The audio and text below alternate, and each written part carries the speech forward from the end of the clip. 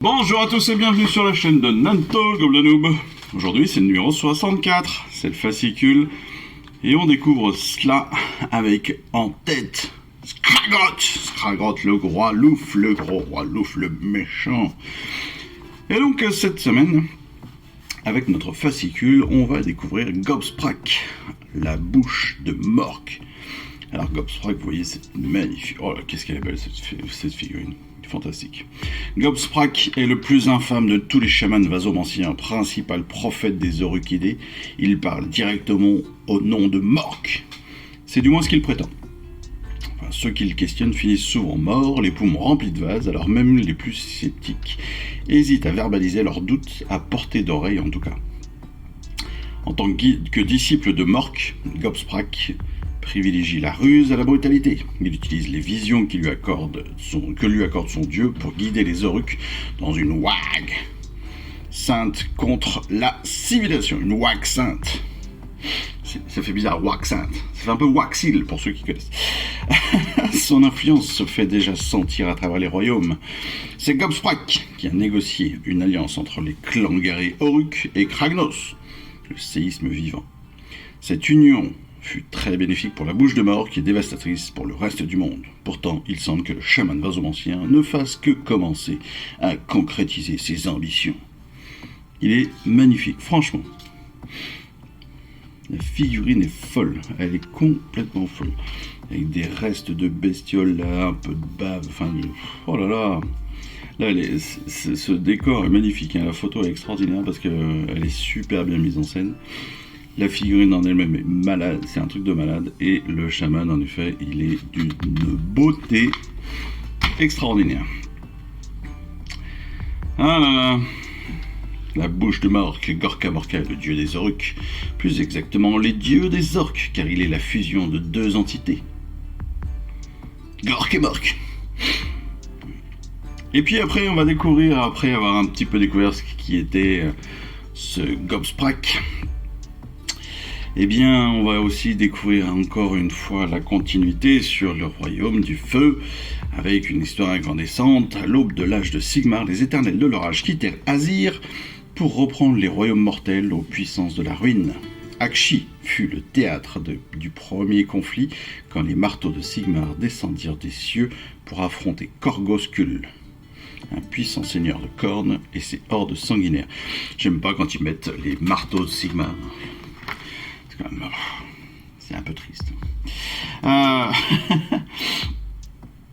Ça fait moins classe. On découvre ensuite évidemment Amerol Aksha qui fut bâti autour de la porte de la faille orageuse dans le royaume du feu, en même temps qu'Amerol Gira, ou Gira, sa jumelle, de l'autre côté du portail dans le royaume de la vie. Les croisades Zéophores, on en parle un tout petit peu. Les croisades Zéophores sont devenues des opérations militaires très réglementées dont les participants sont soigneusement sélectionnés et entraînés, mais il n'en a pas toujours été ainsi. Et pourquoi est-ce qu'on en parle un petit peu? Pourquoi c'est important? Parce que les croisades Zéophores, techniquement, souvent, on reprend cette terminologie pour les combats et pour des campagnes. Et on l'a retrouvé dans, je crois, toutes les campagnes de la V3, un truc comme ça, donc c'était pas mal. On va ensuite évidemment donner vie à notre Skragrott, le roi Louf. Regardez-moi encore une fois comme il est méchant, ce Skragrott. Oh, la mauvaise lune m'a parlé il y a un petit moment. C'est le roi autoproclamé des villes du fil obscur, commandant rusé, il est aussi le maître de la magie démentielle propre à son peuple. Il commande des hordes immenses de grottes, des Troggoths, et d'autres monstres souterrains qu'il utilise pour agrandir son royaume et poursuivre la mauvaise lune. C'est le prophète de la mauvaise lune, hein, Skragrott. Clairement, il prétend avoir un lien profond avec la mauvaise lune, dont il est le prophète, l'élu. Il prédit les mouvements de l'astre maléfique avec une précision extraordinaire, ce qu'il doit moins à ses compétences personnelles qu'aux prédictions glanées dans ses donjons secrets remplis de devins captifs, l'effroyable asile fongique. En gros, il a des prisonniers, il leur fait dire ce qu'il a besoin, et après il fait croire que c'est lui. Il est pas mal lui. Pour l'assemblage, on le verra, on aura cette vidéo spécifique, mais vous verrez, c'est assez facile. Pourquoi ? Parce qu'il y a très peu de pièces, hein. On l'a vu sur la figurine, il y a peut-être une dizaine de pièces, dont les 2 squigs à l'arrière. Donc ça devrait pas être très très méchant à monter. Mais la mauvaise lune, bénis ton préféré. Les autres, allez vous faire voir. C'est Scragrod qui le dit, c'est pas moi. Pour la peinture, c'est pareil. On découvrira ça sur la vidéo spécifique, mais ce qui est très bien, c'est que là, on a de plus en plus de détails sur la peinture. Enfin, on a de plus en plus d'étapes, de plus en plus de possibilités, et ça, c'est très cool. Et puis enfin, bien sûr, on va avoir notre vidéo sur les règles avec la charte d'unité, et puis le plan de bataille, le nouveau plan de bataille pour notre campagne. Flammes et fureurs, voilà. Et comme vous le voyez, la bataille s'appellera Lune de Fiel.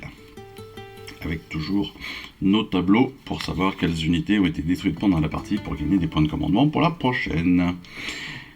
Enfin, on découvre les prochains numéros. En numéro 65, eh bien, on recevra l'idole gardienne. Et puis, en 66, nos 2 nouvelles peintures, le Squig Orange et le White Rider Red. Oui, avec l'accent, s'il vous plaît. Et puis, on découvrira, bien sûr, des royaumes de la vie. Ça change des royaumes de la mort, comme on a pu le voir ici, ou les royaumes du feu. Donc, bon petit numéro, c'était cool.